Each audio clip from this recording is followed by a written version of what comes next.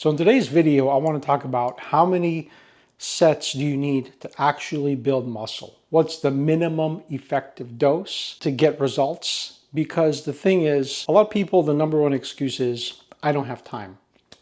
And if you don't have time, you want to try to squeeze in as much exercise and as much resistance training and weightlifting as much as you can in a short amount of time.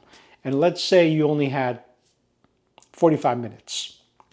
That's not too much time, right? People think, hey, I got to spend hours at the gym, or maybe even driving to the gym. It might even take you 20, some cases 30 minutes.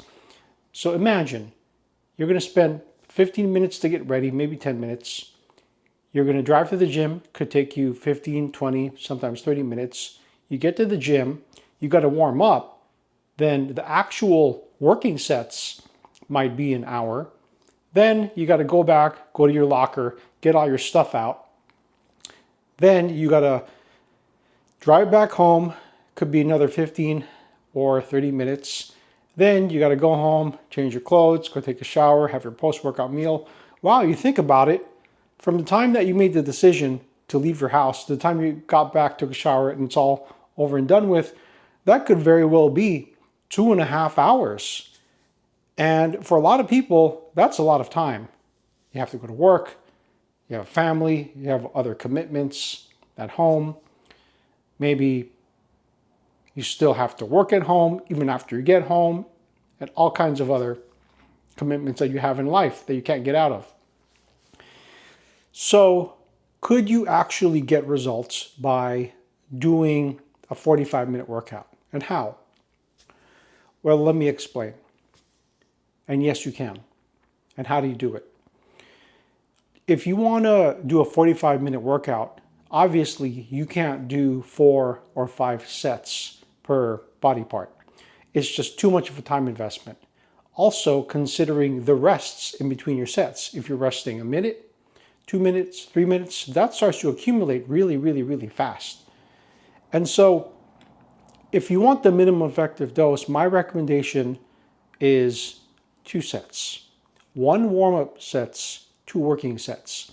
And I say that because, first of all, you got to warm up so you're not going to get injured. It's critically important that you warm up. You have to warm up to allow for blood to get into that part of the muscle tissue in order to make it warm, in order to prevent injury.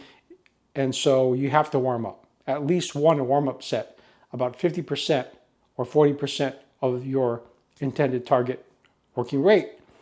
So once you warm up, then you're actually going to your working sets. So let's say, for instance, you're going to do a lat pull down or a pull up. You're working your back. You do 1 warm up of a lat pull down. Then after the warm up, you rest 30 seconds. Then you're actually on your working set. Your working set, you want it to go to 80 to 90% of your 1 rep max. Once you get to 80 to 90% of your 1 rep max, you go to failure, or as close to failure as you possibly can, because that's going to stimulate muscle growth. You don't want to leave anything in the tank. Keep in mind, you need to keep proper form. The moment your form starts to get compromised, you need to stop, because that's where injury happens. You got to be very careful, because if you're trying to reach some predetermined number, that's not the goal.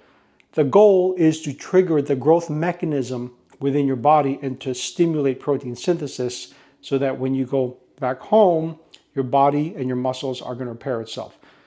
In the gym, the goal is not to lift a ton of weight. The goal is not to compete with other people to show you can lift more weight than them. That's ego lifting. You're there to break down the muscle. That's what the purpose of going to the gym is and doing resistance or weight training. So once you're done with your first set, lat pull downs, let's say you get only 6, which is completely fine. It's completely independent depending on your body type and depending on how much weight you have. You got to make sure that those 6 reps you do with proper form. Number 1, to resist and prevent injury. And number 2, to make sure that you're stimulating the intended muscle and you are not recruiting other muscle fibers and other muscles in the surrounding area to help you pull that weight. Like I said, the goal is not to pull the weight. The goal is to stimulate the intended target muscle. In this case, lat pull down, you're going to stimulate the latissimus dorsi muscles in your back.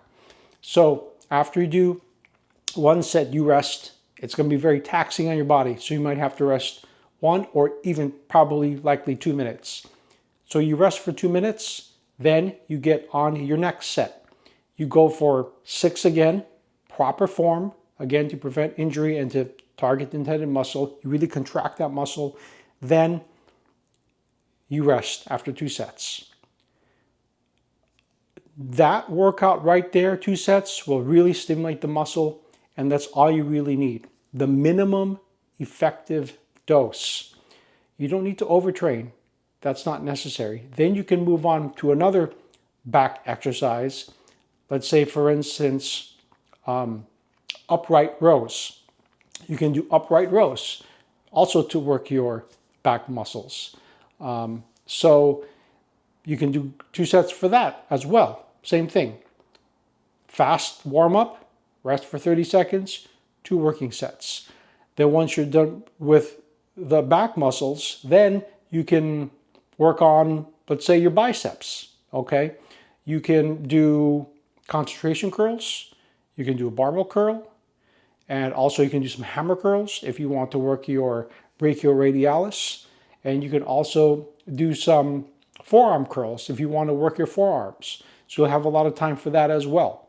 And you can also go and do the same methodology, 1 warm-up set, and then 2 working sets. Go to failure. And you'll be surprised how much you can actually do within a 45-minute workout. You can actually get a lot done. So instead of making the excuse, I don't have time to go to the gym, you can go to the gym, get in, do your 45-minute workout, and then get out. Your job there is not to sweat. Your job there is not to compete with other people that you don't even know in terms of trying to lift more than them. That's ego lifting. Your job there is not to overly tax yourself. Your job there is to simply stimulate the muscle to trigger that growth mechanism and protein synthesis so that the muscle will grow when you get out of the gym and you come back home. So I hope you found this video helpful. If you did, please hit the like button if you actually liked it. If you didn't, then don't hit the like button. Go watch another channel. Share this video. Comment if you want. I want to know what you guys want for any future videos. And I'll see you guys on the next one. Bye.